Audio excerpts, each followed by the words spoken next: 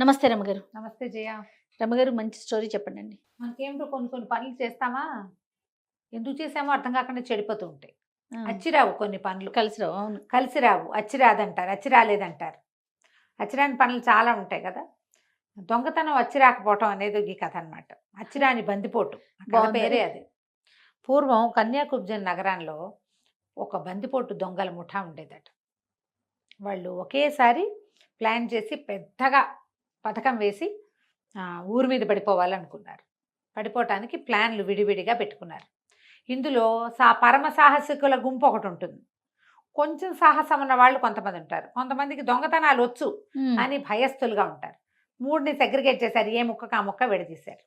విడదీసి మొదట ఏం చేశారు, ఒకటేమో కొంతమంది ఏమో ఇద్దరిద్దరు ముగ్గురు ముగ్గురు చొప్పున చిన్న చిన్న ఇళ్ళు దోపిడీలు. తర్వాత కొంచెం పెద్ద ముఠ, వీళ్ళేమో ఒక పరమ పిసినారి వాడు ఒకడున్నాడు కన్యాకుబ్జం నగరంలో.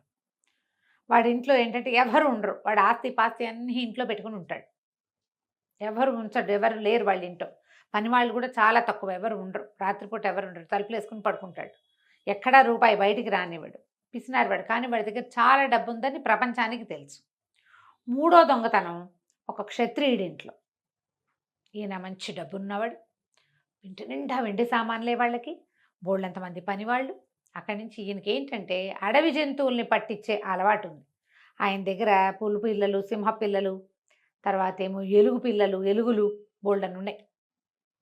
ముగ్గురిని 3 రకాలుగా పటాయించచ్చని భావించారు. ఓకే.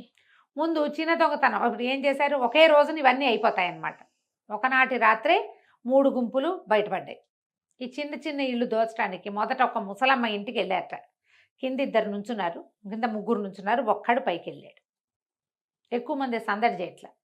ఆవిడ ఏం చేసింది, మేడ మీద నడవాలో మంచం పరుచుకుని ముసలమ్మ హాయ్ అని పడుకుని నోరు తెరుచుకుంది. వీడేం చేశాడు, కింద తమ వాళ్ళు నుంచున్నారుగా, ఒక్కోటి ఒక్కోటి విలువైన వస్తువులన్నీ కిందకేసేసాడు. వస్తువులన్నీ తీసుకున్నాక వచ్చేయద్దు, మరి వచ్చేసేయాలి. ముసలమ్మ ఒక మంచి పక్క మీద పడుకుంది, చక్కగా ఉంది మంచం. వీడికి ఆ పక్క మీద పుట్టింది మనసు. పుట్టేసి ఏం చేశాడు, ముసలమ్మని అలాగా లేవదీసి కింద పడుకోబెట్టాడు. పక్కన ఇట్లా చుట్టబోయాడు. ఆ పరుపుని చుట్టబోయేసరికి అలా వెలుగు వచ్చేసింది. ఏమిటినైనా భలే వాడివి, ఇవన్నీ మా ఇంట్లో ఉన్న సరుకులన్నీ పక్కనున్న సంపన్నుల ఇంట్లో పడేస్తున్నావు అంది. వీడు తెల్లబోయాడు. ఏమిటి, నేను రోడ్డు మీద పడేయలేదా, మా వాళ్ళు ఉన్న వైపు పక్కింట్లో పడేశానా అని గబగబా పిట్టగోడ దగ్గరికి వెళ్ళి వంగి చూశాడు. ఈ ముసలిది ఒక్క ఒదుటును లేచి ఆ వంగి చూస్తున్న వాడి కాళ్ళు పుచ్చుకుని లేపేసి కిందకి పడేసింది. లేపటం ఏమిటి, ఢామని రోడ్డు మీద పడి మెడ విరిగి చచ్చిపోయాడు. అయ్యో! ఎప్పుడైతే తమవాడు పైనుంచి పడిపోయాడో ముసలిదాని మొహం కనపడంగానే 3 నుంచున్నారుగా భయస్తవ పిరికి దొంగలు, 3 లగెత్తేశారు. పరుగు. ఆవిడేం చేసింది, కిందకెళ్ళి పక్కింటి వాడిని ఒక లేవ తీసుకొచ్చి కింద పడేసిన సామాన్లన్నీ పైన పెట్టేసి ఫెయిల్ దొంగతనం. అక్కడి నుంచి రెండో గుంపు వెళ్ళింది. ఈసారి పిసినారు వాళ్ళ ఇంటికి వెళ్ళిపోయారు ఈ గుంపు. అయితే అది ఎట్లా ఉంది, కోటల్లే ఉంది. ఒక్క వాకిలికి మాత్రం చెక్క తలుపులు ఉన్నాయి. తాళం లోపల నుంచి వేసింది. ఆ గడియలు వాళ్ళకి తెలుసు. ఎటు నుంచి ఎటు జనరల్గా గడియలన్నిటికీ ఒకటే మార్గం ఉంటుంది కదా. ఇప్పుడు తలుపు ఎటు ఉంటే ఆ తలుపు నుంచి గోడలోకి ఇట్లా తోస్తారు, అంతేగా. అంతే. అవతల పక్క నుంచి చేయి పెడితే, లోపలికి చేయి పెడితే అది లాగచ్చు. వీళ్ళలో ఏమనుకున్నారు, ఒకడు మంచి పరమ సాహసికుడైన దొంగ ఒకడున్నాడు. వాడన్నాడు, ఒరే రంపం తీయండి, తలుపు గడి దగ్గర కోసేద్దాము, పక్కన కోసి చేయి లోపలికి పెట్టి గడి తీస్తా అని చెప్పాడు. చెప్తే సరే వీడేం చేశాడు, కోయటం మొదలుపెట్టాడు. పిసినారి వాడంటే పిసినారి వాళ్ళకి ఎట్లా ఉంటుంది, తమ డబ్బు తమ వస్తువు మీద ఎప్పుడు గమనమే ఉంటుంది. ఎప్పుడైతే రాత్రిపూట 11-12 గంట వేళ కర్రు కర్రు కర్రు అని సన్నటిదైనా ఒకే రకమైన మోత ఈవెన్గా ఒక తింగమని మోగింది అనుకో, లేస్తారు, పడుకుంటారు. కర్రు కర్రు కర్రు కర్రు అని అదే మోత వస్తుంటే మెలకు రాదు. అవును, మెలకువ వస్తుంది. ఏం కోస్తున్నారు ఎవరైనా అనే అనుమానం వచ్చేసింది వాడికి. ఆ పిసినారి ఆయనకి లేచి వచ్చేస్తే కరెక్ట్గా ఈ గడి దగ్గర ఇంత మేర చెయ్యి ఇట్లా లోపలికి వెళ్ళే మేర కోసాడు దొంగ. పర్ఫెక్ట్, మంచి దొంగ. కోసాడు. కోసాక చెయ్యి లోపలికి పెట్టి గడి తీపోయాడు. రెడీగా నుంచున్నాడు అక్కడ ఆ పిసినారాయన. వీడు ఎప్పుడైతే చెయ్యి లోపలికి పెట్టాడో, పెట్టగానే ఓ సుత్తి మేకు తీసుకొచ్చి పెట్టుకున్నాడు. అరిచేతికి మేకు పెట్టి పట్మని కొట్టేశాడు. అన్నాడు కానీ ఏం చేస్తాడు, రాదు. ఇంకా ఈ అరిచేతిలో ఇంచి ఇందులో ఇంచి మేకు తలుపులోకి పట్టేసింది. చెయ్యుడు రాదు. అక్కడి నుంచి పెద్ద పెద్ద కేకలు పెట్టేశాడు ఆ పిసినారాయన. దొంగలు దొంగలు దొంగలు, వాకిట్లో దొంగలు ఉన్నారోయ్ అని అరిచేశారు. కల్లా ఒక్క ఇంటికి దొంగతనానికి వస్తే అన్ని ఇళ్ళు చుట్టేస్తారు కదా. ఆ జీవుడు అన్నాడు, ఒరేయ్ నా చెయ్యి నరికేంట్రా, లేకపోతే దొరికిపోతాము. నేను దొరికానంటే చిత్రహింసలు పెట్టి మన వాళ్ళు ఆనుపాను కనుక్కుంటారా, నరికేండ్రా చెయ్యి నరికేండ్రా అంటే మిగిలిన వాళ్ళు నిశ్శబ్దంగానే లబో దిబోమని వాడి చెయ్యి ఇక్కడ దాకా కొట్టేశారు.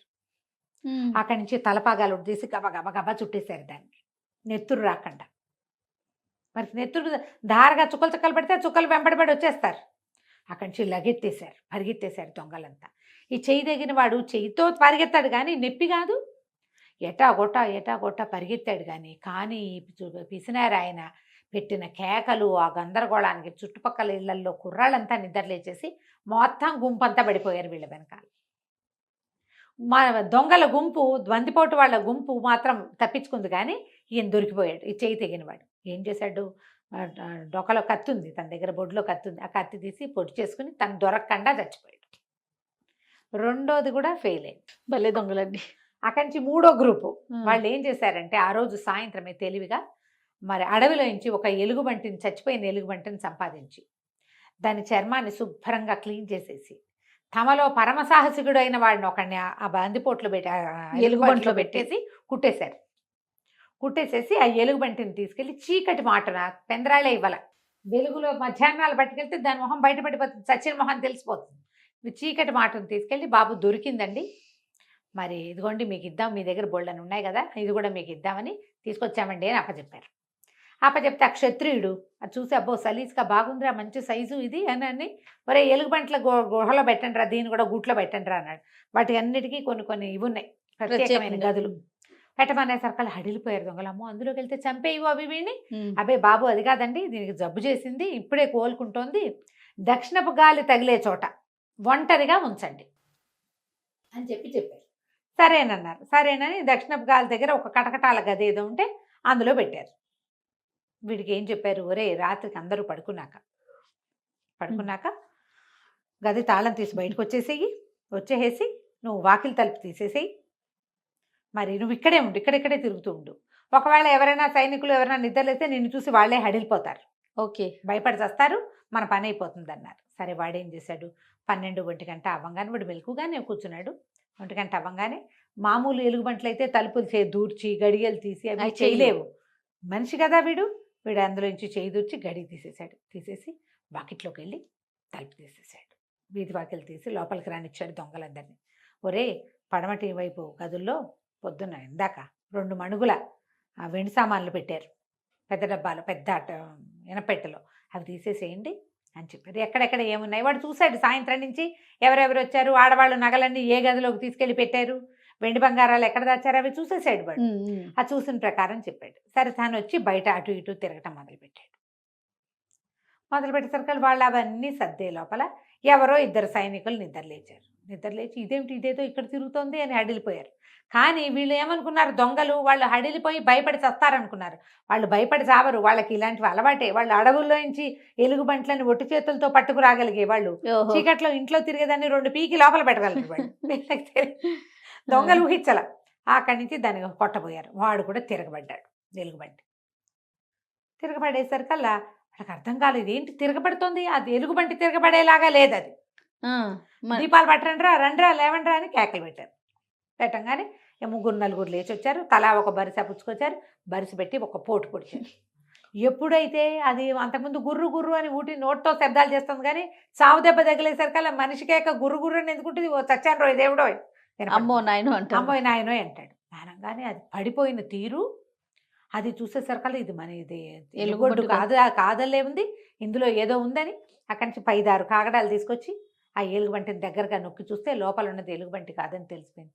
ఊడదీసేసారు కుట్లు, తీసేస్తే లోపల మనిషి కనిపెట్టాడు. అంటే వీడేమైనా తలుపు తీసాడా, ఎవరైనా ఇంట్లోకి వచ్చారా, కాబట్టి అన్ని పక్కల నుంచి తలుపులు మూసుకొచ్చేయండి అంటే ఒకళ్ళు పరిగెత్తుకెళ్ళి వీధి వాకిలు మూసేశారు. అక్కడి నుంచి అన్ని గదుల్లోకి పరిగెత్తారు. ఇనపెట్టున్న గదుల్లో నుంచి వెండి సామాన్లన్నీ సర్దుతున్న వీళ్ళు కాస్త దొరికేశారు. దొరికేటువంటి చీకట్లో కదా, వాళ్ళు ఏమి బతకనివ్వాల వీళ్ళని. తలా ఒక బరిస పుచ్చుకుని తలా ఒక పోటు పొడిచేశారు దొంగలు. Utter flop. ఎలుగుబంటి వేషంలో ఉన్నవాడు పోయాడు, లోపలికి వచ్చిన 5గురు గోవింద. బయట నుంచిన వాళ్ళు ఎప్పుడైతే ఈ కేకలు ఇవి మోసుకెళ్ళటానికి సిద్ధంగా ఒక చిన్న గుంపు ఉంటుంది, ప్లాన్ బి ఉంటుంది కదా ప్రతిదానికి, వాళ్ళు లగెత్తేసారు. ఇక మిగిలింది ఎవరు? ఎవరు లేరు ఇక్కడ. లోపల ఉన్న వాళ్ళంతా పోయారు. మొత్తానికి అట్టర్ ఫ్లాప్ అయిపోయింది. అచ్చిరాల పాపం. ఆ తర్వాత ఇంకా వాళ్ళు దొంగతనాలు చేయడానికి సాహసించాలి, ఎందుకంటే పరమ సాహసికులైన వాళ్ళు లోపల చచ్చిపోయారు.